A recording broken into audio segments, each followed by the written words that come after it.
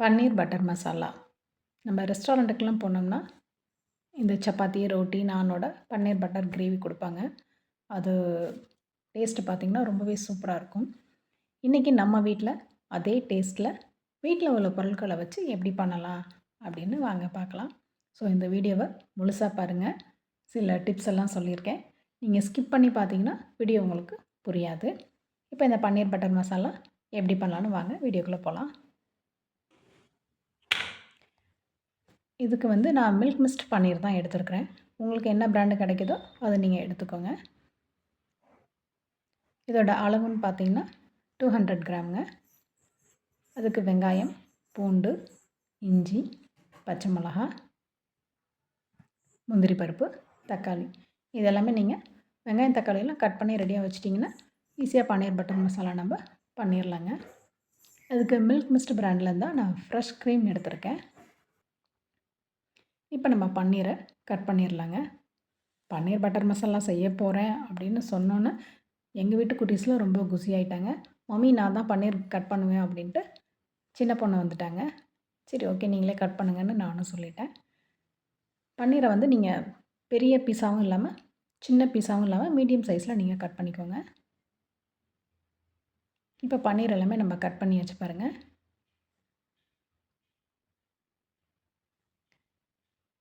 இப்போ பன்னீரை நம்ம ஃப்ரை பண்ணிக்கலாம்.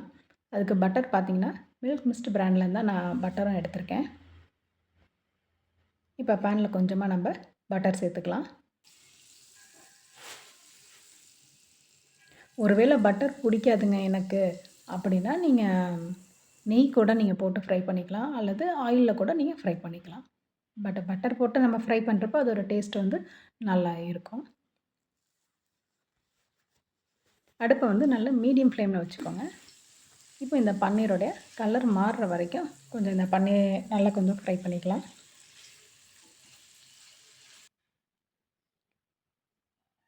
இப்போ நான் கலருக்காக கொஞ்சமாக இதில் மஞ்சள் தூளும் ஒரு 1/2 ஸ்பூன் மிளகாய் தூளும் சேர்த்துருக்கேன். இது காஷ்மீர் மிளகாய்த்தூள் தான், அந்தளவுக்கு காரம் இருக்காது. நீங்கள் இதை வேணும்னா நீங்கள் சேர்த்துக்கோங்க. இல்லைனா வெறும் பன்னீரை மட்டுமே வந்து பட்டரில் போட்டு நீங்கள் ஃப்ரை பண்ணி எடுத்துக்கலாம். இப்போ பாருங்கள், இந்த பன்னீரை நம்ம ஃப்ரை பண்ணியாச்சு. இதை வேற ஒரு பிளேட்டுக்கு நம்ம மாற்றிடலாம்.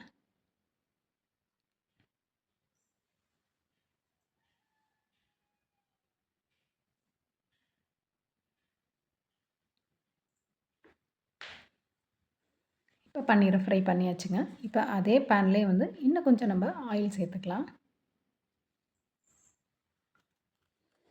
எதுக்கு ஆயில் சேர்க்குறோன்னு பார்த்தீங்கன்னா, நம்ம வெங்காயம் தக்காளி கட் பண்ணி வச்சுருக்கோம் இல்லைங்களா, அதெல்லாம் போட்டு ஒன்றா வதக்க போகிறோம். இப்போ வெங்காயத்தை நம்ம சேர்த்துக்கலாம். வெங்காயம் பார்த்திங்கன்னா ரொம்ப மெல்லிசாக போடணும்னு அவசியம் இல்லை. ஓரளவுக்கு மீடியம் சைஸில் நீங்கள் கட் பண்ணால் போதும். ஏன்னா வதக்கி தான் நம்ம அரைக்க போகிறோம். இப்போ இந்த வெங்காயம் சீக்கிரம் வதங்கிறதுக்கு கொஞ்சமாக நம்ம உப்பு சேர்த்துக்கலாம். இதிலே கொஞ்சம் இஞ்சி பூண்டு சேர்த்துக்கலாங்க. இதில் பூண்டோட ஃப்ளேவர் தான் உங்களுக்கு கொஞ்சம் ஜாஸ்தியாக இருக்கணும். இஞ்சியோட ஃப்ளேவர் வந்து கம்மியாக இருக்கணுங்க. காரத்துக்கு 4 பச்சை மிளகாய் நான் சேர்த்துருக்கேன்.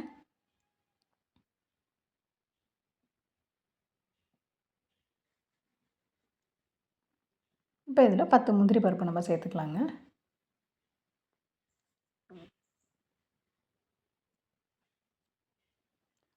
இப்போ வெங்காயம், முந்திரி பருப்பு எல்லாமே நல்லா வதங்கிடுச்சு. இதில் நம்ம தக்காளி சேர்த்துக்கலாம்.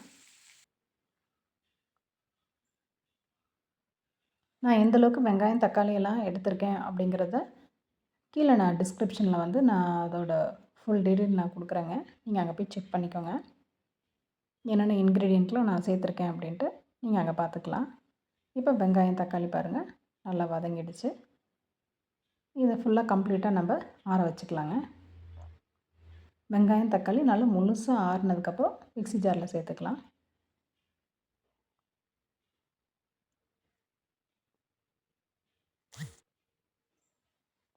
ரொம்ப தண்ணி ஊற்றி அரைக்காதீங்க.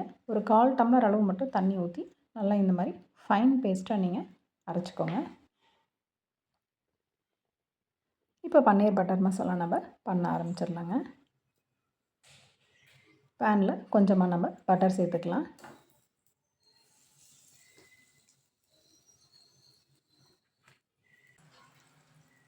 இந்த பன்னீர் பட்டர் மசாலா பண்ணுறப்ப நீங்கள் கண்டிப்பாக இந்த ஸ்டேஜில் வந்து இந்த இடத்துல நீங்கள் பட்டரில் மட்டும்தான் நீங்கள் பன்னீர் பட்டர் மசாலா பண்ணணும். அப்போ தான் அதோட டேஸ்ட்டு நல்லாயிருக்குங்க. தாளிப்புக்கு 1/2 டீஸ்பூன் சோம்பு, 2 ஏலக்காய், 2 கிராம்பு, 2 துண்டு பட்டை. இது எல்லாமே கொஞ்சம் நல்லா ஃப்ரை ஆகட்டும். இப்போ இதில் ஒரு பெரிய வெங்காயம் நம்ம சேர்த்துக்கலாங்க. வெங்காயம் உங்களுக்கு விருப்பம்னா சரிங்க, இல்லைன்னா இது வந்து கட்டாயம் இல்லை. இந்த இடத்துல நீங்கள் வெங்காயத்தை கூட நீங்கள் ஸ்கிப் பண்ணிடலாம். காரத்துக்கு ஒரு பச்சை மிளகாய் சேர்த்துக்கலாங்க. இப்போ இந்த வெங்காயம் நல்லா கொஞ்சம் சீக்கிரம் வதங்கிறதுக்கு கொஞ்சமாக நம்ம உப்பு சேர்த்துக்கலாம். இப்போ வெங்காயம் வதங்கிடுச்சு. இப்போ மசால் பொடியெலாம் நம்ம சேர்த்துக்கலாங்க. 1/2 டீஸ்பூன் மஞ்சள் தூள், 1 டீஸ்பூன் காஷ்மீரி மிளகாய்த்தூள், 1 டீஸ்பூன் மல்லித்தூள், 1/2 டீஸ்பூன் கரம் மசாலா. இந்த மசாலா பொடியெல்லாம் சேர்க்குறப்ப அடுப்பை நல்லா ஃபுல்லாக சிம்மில் வச்சுருங்க. இப்போ இந்த மசாலாவோட பச்சை ஸ்மெல் போகிற வரைக்கும் 1 நிமிஷம் அப்படியே இது ஃபுல்லாக இந்த பட்டர்லேயே வந்து வதங்கட்டும்.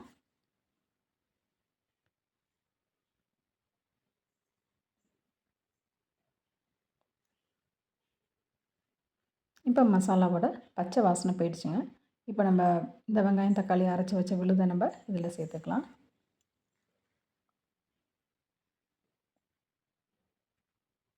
இதை எல்லாத்தையும் அப்படியே மெதுவாக மிக்ஸ் பண்ணி விடுங்க.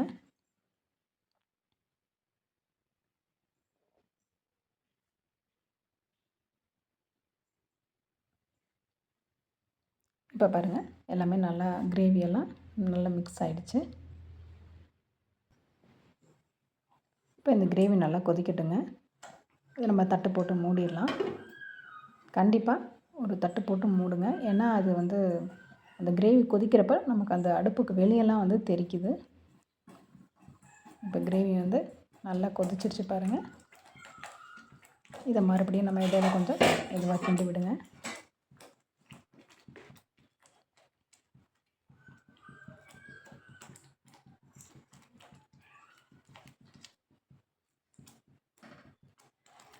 ஸோ இந்த கிரேவி பண்ணுறப்ப நான் ஒரு தப்பு பண்ணிட்டேங்க. நீங்கள் பண்ணும்போது இந்த பட்டர் மசாலா வந்து பண்ணுறப்ப நான் பேனில் பண்ணேன்.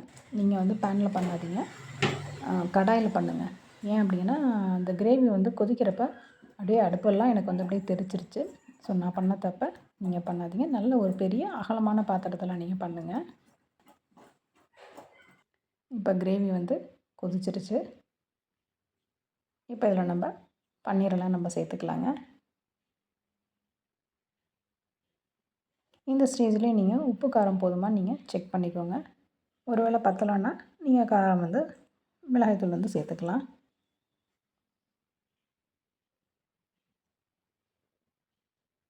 இப்போ இதில் நம்ம ஃப்ரெஷ் க்ரீம் சேர்த்துக்கலாங்க. ஒருவேளை என்கிட்ட ஃப்ரெஷ் க்ரீம் இல்லை, என்னங்க பண்ணுறதுன்னு கேட்டிங்கன்னா, பசும் பால் இருக்கு இல்லையா, நல்லா காய்ச்சி ஆற வச்சு அதில் ஒரு 1/2 ஸ்பூன் வந்து சுகர் நீங்கள் சேர்த்துக்கோங்க. சேர்த்துட்டு நல்லா மிக்ஸ் பண்ணி இதில் சேர்த்துருங்க. ஏன்னா நம்ம கடைகளில் நமக்கு பன்னீர் பட்டர் மசாலா கொடுக்குறப்ப கொஞ்சம் அந்த ஒரு ஸ்வீட் இருக்கும். இப்போ இதை அப்படியே மெதுவாக கிண்டி விடுங்க. பன்னீர் பட்டர் மசாலாவில் வந்து நீங்கள் அந்த ஃப்ரெஷ் க்ரீம் சேர்க்குறப்ப அடுப்பை நல்லா ஃபுல்லாக சிம்மில் வச்சுருங்க. ஒரு 5 நிமிஷம் கொதிச்சோன்னா இந்த மாதிரி நம்ம ஊற்றின பட்டர் அதெல்லாம் நல்லா மேலே பிரிஞ்சு வந்துடும் பாருங்கள். இப்போ நம்மளுடைய பன்னீர் பட்டர் மசாலா சூப்பராக ரெடி ஆகிடுச்சு பாருங்கள். கடைகளில் எப்படி கொடுப்பாங்களோ அதே மாதிரியே நம்ம வீட்டில் செஞ்சாச்சு. இந்த பன்னீர் பட்டர் மசாலா வெரைட்டி ரைஸ், அதாவது ஃப்ரைட் ரைஸோடு சாப்பிட்டா நல்லாயிருக்குங்க.